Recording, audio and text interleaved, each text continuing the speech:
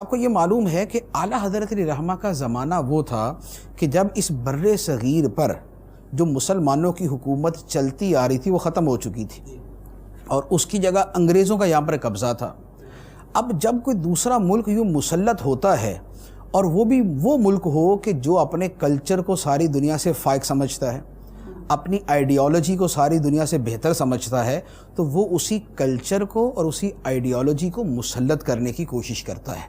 تو لہذا یہاں پر انگریزوں نے اپنی حکومت کی مضبوطی کے لیے، اپنی آئیڈیالوجی کو پھیلانے کے لیے اور اپنے کلچر کو امپوز کرنے کے لیے جو طریقے اختیار کیے، اس میں سب سے بڑی چیز یہی تھی کہ مسلمانوں کے جو کلچر کی بنیاد ہے اس کو ہٹ کیا جائے۔ مسلمانوں کے کلچر کی بنیاد کیا تھی؟ مسلمانوں کے کلچر کی سب سے بڑی بنیاد تھی نبی پاک صلی اللہ تعالیٰ علیہ وآلہ وسلم سے محبت۔ نبی پاک علیہ الصلوۃ والسلام کی محبت جو ہے یہ وہ چیز تھی کہ جس کی وجہ سے پوری دنیا کے مسلمان جو ہے نا یوں یونائٹڈ ہیں، یعنی اور کسی بھی معاملے پہ ڈسپیوٹ ہو جائے لیکن کوئی واقعہ، کوئی انسیڈنٹ جو نبی پاک علیہ الصلوۃ والسلام کی عظمت و شان سے متعلق ہوتا ہے، آپ کو مشرق سے لے کر مغرب تک، آپ کو جزائر فیجی سے لے کر امریکہ تک کے مسلمان جو ہے اس کے اوپر یونائٹڈ نظر آتے ہیں۔ لہٰذا اب اگر اس کلچر کو نافذ کرنا تھا اور اس کلچر کی جڑیں کاٹنی تھی تو اس کا طریقہ یہ تھا کہ مسلمانوں کے دلوں سے نبی پاک علیہ الصلوۃ والسلام کی محبت کو نکال دیا جائے۔ وہ فاقہ کش کے موت سے ڈرتا نہیں، روح محمدی اس کے بدن سے نکال دو۔ تو نبی پاک علیہ الصلوۃ والسلام کی محبت یہ سب سے مین چیز تھی۔ اب اس وقت حالات وہ تھے کہ جن میں یہ بہت مشکل تھا کہ یکدم ایک اتنی طاقتور حکومت کی کایا پلٹ دی جائے اور اس کو اٹھا کے باہر پھینک دیا جائے اور اس کی جگہ اسلامی حکومت لائی جائے، کیونکہ جب طوفان آتا ہے نا تو جتنی دیر میں وہ چل رہا ہے نا اتنی دیر میں طوفان ہی آتا ہے۔ وقت کے ساتھ ساتھ آہستہ آہستہ ٹھنڈا ہوتا ہے نا، پھر اس کے بعد اس کا صفایا کیا جاتا ہے۔ تو یہ ان کے آنے کا زمانہ تھا، کیونکہ اعلیٰ حضرت علیہ رحمہ کی پیدائش ہے 1856 کی۔ 1857 میں جنگی آزادی ہوئی، جو مشہور جنگی آزادی، 1856 میں اعلیٰ حضرت کی پیدائش ہے، اور 20 سال کی عمر میں سمجھ لیں کہ آپ اپنے پورے ایک علمی شان کے ساتھ نمودار ہونا شروع ہو گئے تھے۔ لیکن یہ وہ زمانہ تھا کہ جب وہ پوری طرح چھا رہے تھے، لہذا اب اس وقت حکومت کا مقابلہ یوں طاقت سے نہیں ہو سکتا تھا کہ حکومت کو الٹا دیا جائے۔ اس وقت یہ تھا کہ ہماری سب سے قیمتی شے جو ہم سے یہ چھیننا چاہ رہے اس کا تحفظ کیا جائے، اور اعلیٰ حضرت نے وہی کیا کہ جان ہے عشق مصطفیٰ روز فزوں کرے خدا، جس کو ہو درد کا مزہ ناز دوا اٹھائے کیوں، پھر کے گلی گلی تباہ ٹھوکرے سب کی کھائے کیوں، دل کو جو عقل دے خدا تیری گلی سے جائے کیوں۔ تو یہ تھا جو اعلیٰ حضرت علیہ رحمہ کا سب سے بڑا کارنامہ تھا کہ نبی پاک علیہ الصلوۃ والسلام کی محبت اور عشق جو ہے اس کا جو پیغام عام کیا، اس کا اندازہ آپ اس سے لگا لیں کہ آپ نے ترجمہ قرآن کیا تو وہ بھی عشق رسول کے اندر ڈوبا ہوا ترجمہ ہے، کہ جس کا ترجمہ بھی یہ ہوتا ہے کہ اے محبوب تم فرماؤ، اے محبوب تم فرماؤ کا ترجمہ یہ اعلیٰ حضرت ہی نے کیا ہے۔ والعصر ان الانسان لفی خسر، والعصر زمانہ محبوب کی قسم۔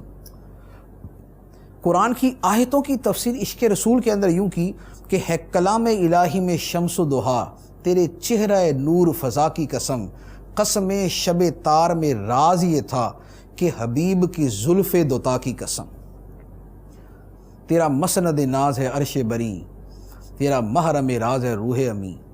تو یہ جو قرآن کی آیات کو عشق رسول صلی اللہ علیہ وآلہ وسلم کے اندر ڈھال کر بیان کیا، یہ اعلیٰ حضرت نے بیان کیا۔ تو قرآن پاک کا ترجمہ کیا، اس کو عشق رسول کے رنگ میں کیا۔ فتاویٰ پڑھ لیں، کتابیں پڑھ لیں، آپ کو اسی رنگ کے اندر نظر آئیں گی۔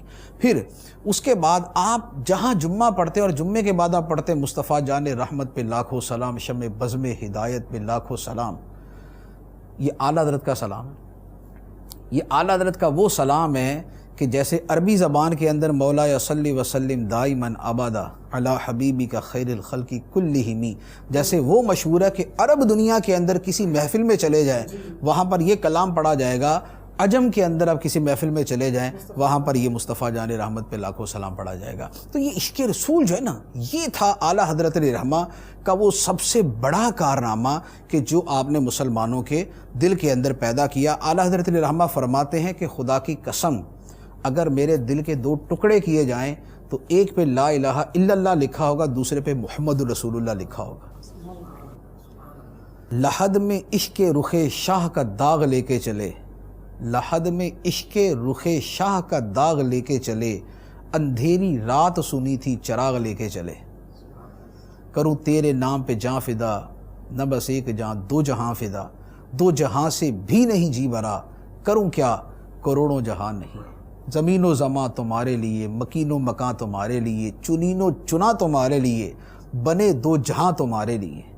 دہن میں زباں تمہارے لیے، بدن میں ہے جاں تمہارے لیے، ہم آئے یہاں تمہارے لیے، اٹھیں بھی وہاں تمہارے لیے۔ تو یہ ہے اعلیٰ حضرت علیہ الرحمہ کی ذات، جو عشق، محبت اور نبی پاک علیہ الصلوۃ والسلام کے ساتھ ایک بے پناہ جو تعلق عشقی ہے اس کا مجسم تھی۔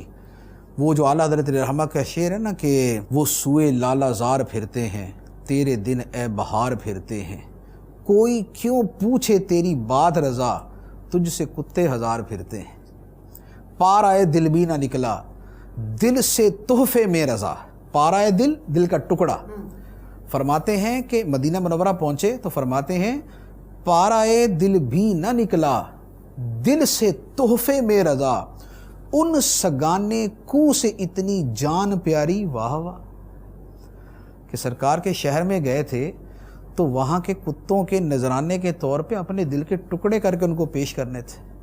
پارا دل بھی نہ نکلا، دل سے تحفے میں رضا، ان سگانے کو سے اتنی جان پیاری، واہ واہ۔